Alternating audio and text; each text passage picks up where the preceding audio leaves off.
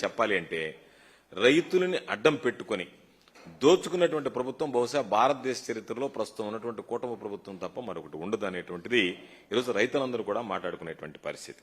అసలు ఒక్కసారి చూస్తే ఒక్క సమీక్ష కూడా జరపడం లేదంటే ఒక పక్క అతివృష్టి అనావృష్టితో రైతులు అనేక రకాలైనటువంటి ఇబ్బందులు పడుతుంటే ఈ రాష్ట్రానికి రైతుల గురించి ఆలోచన చేసేటువంటి ముఖ్యమంత్రి ఉన్నాడా? అసలు వ్యవసాయ శాఖ మంత్రి ఉన్నాడా? ఒక శాఖను నిర్వహిస్తున్నాడా? అసలు ఈ రాష్ట్రంలో వ్యవసాయ శాఖ అనేటువంటిది పనిచేస్తుందా ఈ ప్రభుత్వంలో? ఇవన్నీ కూడా ప్రజలకి రైతులకి ప్రధానంగా వచ్చేటువంటి అనేక అనుమానాలు.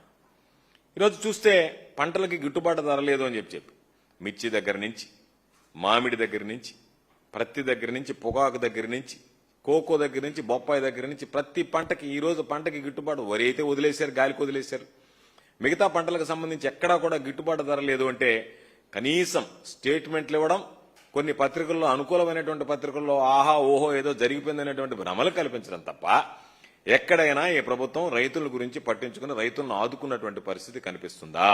గిట్టుబాటు ధర కల్పించాలనేటువంటి ఆలోచన ఎక్కడైనా ఈ ప్రభుత్వానికి ముఖ్యమంత్రికి ఎప్పుడైనా అనిపించిందా అనేటువంటిది ఈరోజు ప్రధానంగా రైతులు ప్రశ్నిస్తున్నటువంటి అంశం.